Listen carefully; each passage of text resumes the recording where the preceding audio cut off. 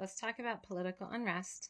Let's get real and let's see what we can actually do to create the change that we are seeking.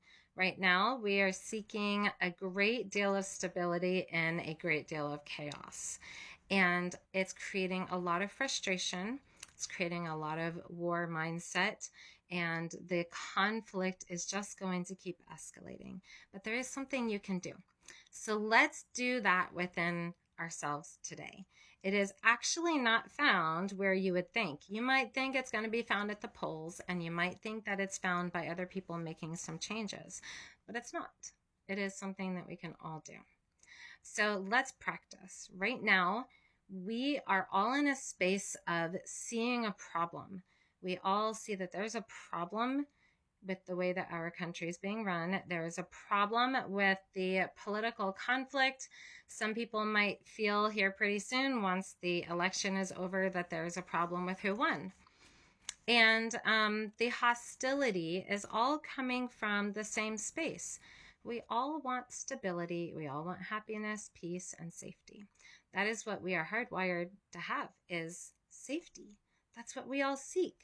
And when we're looking for that stability, and when we're looking for the leader that is offering us the promises or creating the solutions that we think is best, it is all based upon your education, the history of the world, the different times that the economy has crashed or rebalanced, or times within your own life in which you have been able to see what the best solution is based upon your own experiences and opinions. And you're just as committed to your beliefs as somebody else who is opposing your beliefs is committed. So the solution is actually not sitting down and convincing everybody else to support what you think is the best solution. Instead, let's do this focus where we are working on our expectations and our limitations. So I want you to just kind of see that you are caught between the future, what you think is the best, direction for the country, and the choices that you're making right now. The person that you're voting for has everything to do with what you want the future to look like.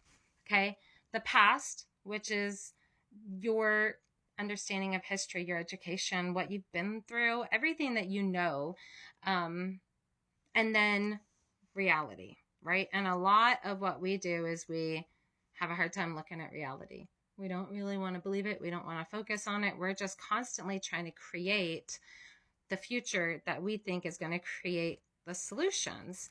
And we have a hard time really being honest with ourselves, because when we really take a look at reality, we kind of feel discouraged, disappointed, frustrated, limited, all of that stuff. And so we're constantly trying to change it and fix it. So that's fine. That's great. Like, you're hardwired for change. You're hardwired to look for a better solution. This is great. Like, this is a part of the journey of life, right? So the conflict that is resulting in the method that we're doing this is bringing kind of the opposite of what you're trying to create. And so let's instead look at these future solutions that you are creating and that you're trying to reach for, and realize, okay, this might not be the only way. This might not be the direction creating the solution that I'm seeking. What if there's something better? Like, we don't really know the potential. We just know what we've seen. We know what we've experienced. What if there's like this amazing potential out there, and we're never actually going to reach it because we're just trying to solve things. We're basically just treading water. We are looking for different solutions to different problems that we've seen. But it's kind of like Moses. Think about the time of Moses. If he had just spent all of his time just trying to fix everybody and clean everything up and just overcome the leaders of the country and just do things his way, he might have been really frustrated. But he created something crazy awesome, right? Like, who'd have thunk that there was even the possibility that he could have parted the ocean or parted the sea? Like, we don't know what we don't know. We don't know what the potential is. We don't know what else is out there. We just know what we think. And so let's just really just scrap all of these possibilities, all of these scenarios that we're reaching for, because everything that we're doing right now, literally everybody in this country is at each other's necks trying to fix everybody else, all these different problems, really with the same goal. We want happiness. We want peace.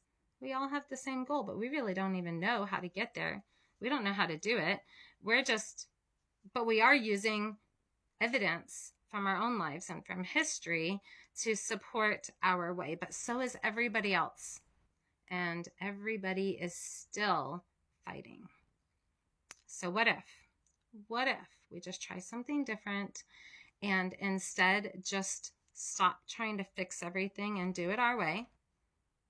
Maybe God has a better way. Like, what if Christ was the one leading our country? What if there was something so much greater and we don't know because we're just stuck in this middle ground? So we're just going to stop. If this is the future right here, let's just stop trying to fix everything, trying to make everything go a specific way, even though you have very good, honorable intentions and you have every little bit of evidence in the world to support it. We really don't know what we don't know. We don't know the potential. So let's just stop. Let's just bring all that energy, all those emotions, all those thoughts, all of those expectations that you've been creating, and just bring it all back. Okay, that was mine. And I want you to just kind of look at the past and just honor the past. Everything that you've done and experienced and everything about history, there's a purpose. God has a purpose to everything we've experienced. It's not the mistake. Nothing that has happened is really a mistake that is in the way of your happiness. Okay? We can absolutely be happy and peaceful no matter what. The miracle is the change of heart, not God coming down and just fixing everything. Okay? So we're going to just honor the past, and we're just going to embrace it, love it, accept it. And let's just offer some closure to the past. And just for now, let's just kind of close that door.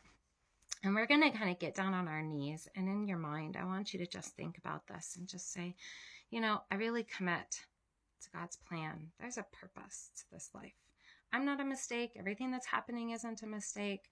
All the difficult trials aren't in the way of happiness. That's part of the experience. So we're just going to get down on our knees and just recommit. I'm a child of God. And we're going to just open up the door to reality and just embrace it. Just accept it. And I want you to see yourself just opening your heart, opening your mind, opening yourself to just God's path and God's plan and the purpose for everything.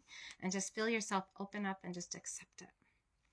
Now, in this space, as we open that door and you just fall to your knees humbly, like, I don't know what to do. I don't know the best way. I don't know the potential that we as human beings, as mankind, even has to run a country or to experience peace, or I don't even know the potential. So Heavenly Father, can you just, help me to understand a bigger picture?